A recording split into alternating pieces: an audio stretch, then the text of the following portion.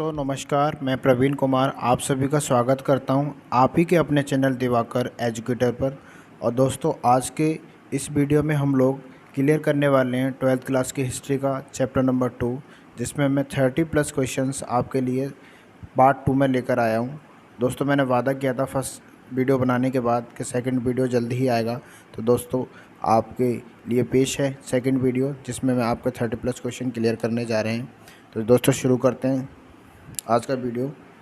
पहला क्वेश्चन लेते हैं।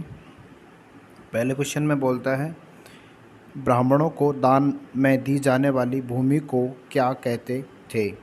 तो दोस्तों इसका जो सही जवाब है वो है आपका ऑप्शन ए अग्रहार। इसको अग्रहार कहा जाता था, तो ये ऑप्शन आपका सही है अग्रहार। नेक्स्ट क्वेश्चन है दोस्तों, नेक्स्ट क्वेश्चन में पूछता है गुप्त वंश का सबसे महान शासक कौन था। तो गुप्त वंश का सबसे महान शासक जो था वो था हमारा समुद्रगुप्त। समुद्रगुप्त को गुप्त वंश का सबसे महान शासक माना जाता है, तो इसका सही ऑप्शन है बी। नेक्स्ट क्वेश्चन है समुद्रगुप्त का राजकवि कौन था। समुद्रगुप्त का जो राजकवि था वो कौन था। तो इसका सही जो जवाब है वो था हरिसेन, यानी ऑप्शन नंबर ए हरिसेन इनका राजकवि था। नेक्स्ट क्वेश्चन, चौथा क्वेश्चन, प्रयाग प्रशस्ति की रचना किसने की है। तो यहाँ चार ऑप्शन है, प्रयाग प्रशस्ति की रचना किसने की है। तो प्रयाग प्रशस्ति की जो रचना है दोस्तों वो की है आपकी हरिसेन ने। हरिसेन ने ऑप्शन नंबर ए हरिसेन ने प्रयाग प्रशस्ति की रचना की है। नेक्स्ट क्वेश्चन है वह है हमारा प्रयाग प्रशस्ति में किस गुप्त शासन या गुप्त सम्राट का वर्णन किया गया है। तो किसके बारे में है। तो दोस्तों इसका जो सही जवाब है वो है समुद्रगुप्त। समुद्रगुप्त के बारे में प्रयाग प्रशस्ति में हरिसेन ने लिखा है। नेक्स्ट है क्वेश्चन नंबर 6, भारत का नेपोलियन किसे कहा जाता है। भारत का नेपोलियन दोस्तों वो भी समुद्रगुप्त को ही कहा जाता है, तो इसका सही जवाब होगा ए। नेक्स्ट क्वेश्चन है 7वां क्वेश्चन, समुद्रगुप्त को भारत का नेपोलियन किसने कहा। ये उपाधि जो दी इनको किसने कहा था।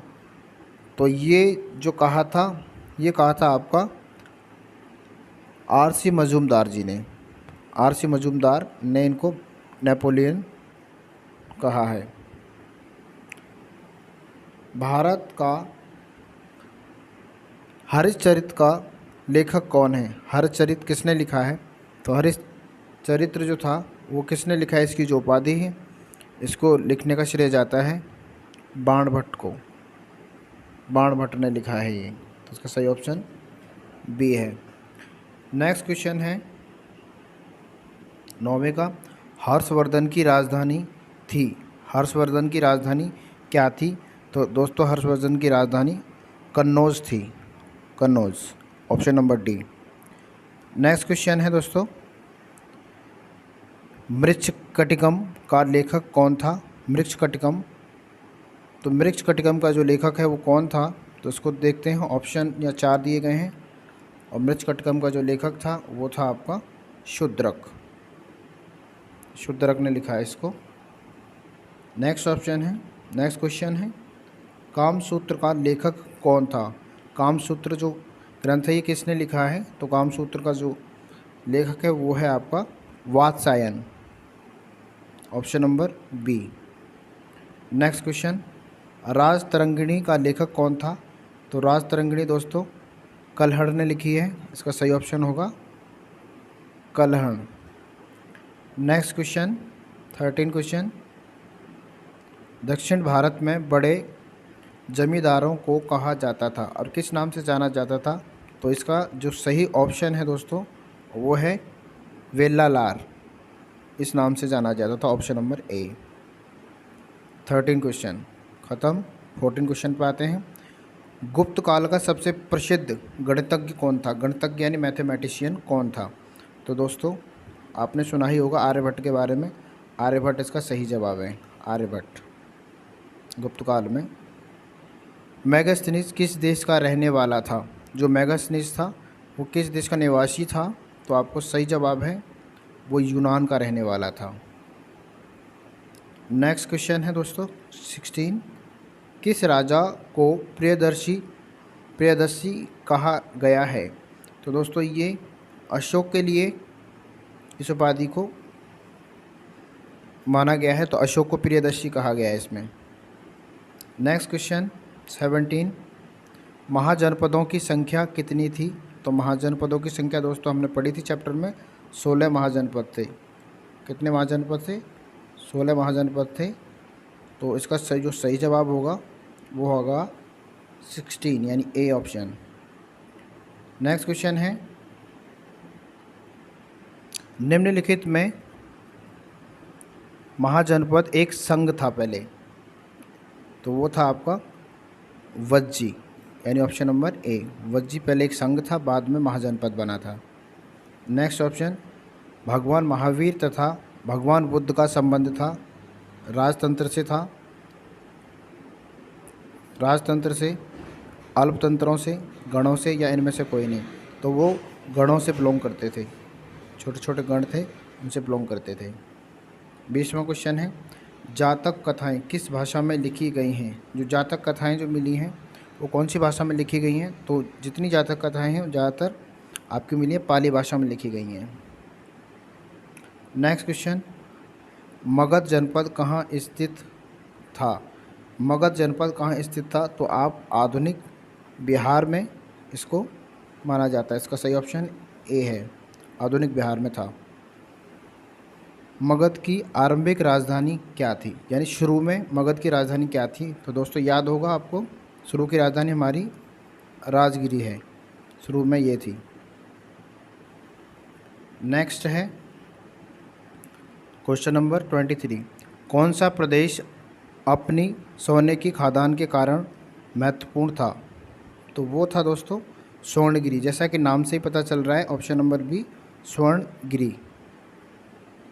Next question number 24। भारत का सबसे प्रसिद्ध विधि ग्रंथ कौन सा है? विधि ग्रंथ की अगर बात करते हैं तो दोस्तों सबसे प्रसिद्ध विधि ग्रंथ है आपका मनुस्मृति। मनुस्मृति को सबसे बड़ा विधि ग्रंथ माना जाता है। नेक्स्ट 25वां क्वेश्चन प्रारंभिक भारत में व्यापारियों के संघ को कहा जाता था, यानी शुरू में व्यापारियों के जो संघ हुआ करते थे उनको किस नाम से जाना जाता था? तो उसका सही जवाब है दोस्तों श्रेणी कहा जाता था पहले, श्रेणी। नेक्स्ट क्वेश्चन है 26 क्वेश्चन धर्म ग्रंथ किस भाषा में लिखे थे? धर्म ग्रंथ जितने हैं वो किस भाषा में लिखे गए हैं? तो आप कहोगे धर्म ग्रंथों को संस्कृत में लिखा गया है। नेक्स्ट क्वेश्चन 27 वर्तमान में मगध को किस नाम से जाना जाता है? तो वर्तमान में मगध को बिहार के नाम से जाना जाता है दोस्तों, बिहार, ए ऑप्शन सही है। नेक्स्ट क्वेश्चन है पाटलिपुत्र का वर्तमान नाम क्या है? तो पाटलिपुत्र का जो वर्तमान नाम है वो है आपका Patna, option A. Next question है चंद्रगुप्त मौर्य का प्रधानमंत्री कौन था? तो चंद्रगुप्त मौर्य का जो प्रधानमंत्री था वो उनके गुरु ही थे, जिनको हम लोग चाणक्य के नाम से जानते हैं, ऑप्शन नंबर बी सही है। नेक्स्ट क्वेश्चन है सुदर्शन झील कहाँ पर स्थित है? तो सुदर्शन झील दोस्तों कहाँ पर स्थित है? ये है गिरनार में, गिरनार, ए ऑप्शन यानी। नेक्स्ट क्वेश्चन है सुदर्शन झील की मरम्मत किसने करवाई?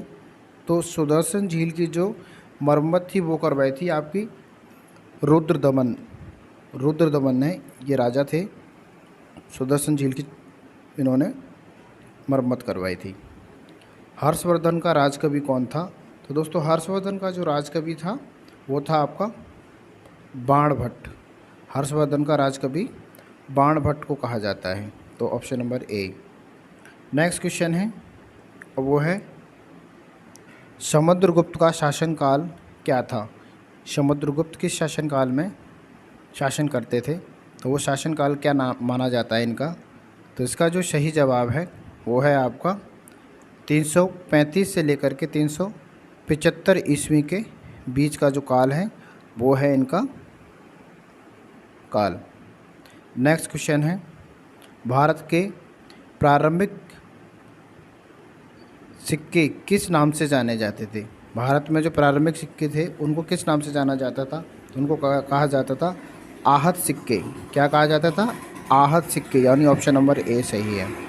नेक्स्ट क्वेश्चन है, किस भारतीय शासक ने सर्वप्रथम सोने के सिक्के जारी किए? भारत का ऐसा कौन सा शासक था जिसने सोने के सिक्के शुरू किए थे? तो वो शासक था समुद्रगुप्त। समुद्रगुप्त ने सोने के सिक्कों का प्रचलन शुरू किया था। नेक्स्ट क्वेश्चन है दोस्तों, कलिंग युद्ध के बाद अशोक ने किस धर्म को अपना लिया? यानी कलिंग युद्ध जब ख़त्म हुआ उसके बाद अशोक ने किस धर्म को अपनाया? तो इसका सही जवाब है बौद्ध धर्म को अपनाया था उन्होंने, ऑप्शन नंबर ए। अशोक के अधिकांश अभिलेख किस भाषा में हैं? जो अशोक के जितने अभिलेख मिले हैं, ज़्यादातर जो अभिलेख हैं किस भाषा में लिखे गए हैं? तो इसका जो सही जवाब है वो है दोस्तों प्राकृत भाषा। प्राकृत भाषा में ज़्यादातर अभिलेख मिले हैं इनके। नेक्स्ट है, प्रभावती गुप्त का विवाह किस वंश में हुआ था? तो दोस्तों उस वंश का नाम था वाकाटक। ऑप्शन नंबर ए में लिखा है जो वाकाटक उनके वंश का नाम था। इस वंश में इनकी शादी हुई थी। नेक्स्ट, स्वर्णगिरी शब्द का अर्थ है, जैसा कि शब्द से ही पता चल रहा है स्वर्ण का मतलब सोना, तो सोने का पहाड़। ऑप्शन नंबर ए इसका एकदम सही जवाब है, सोने का पहाड़। नेक्स्ट क्वेश्चन है, अरबों ने सिंध पर विजय प्राप्त की और ये कब की थी?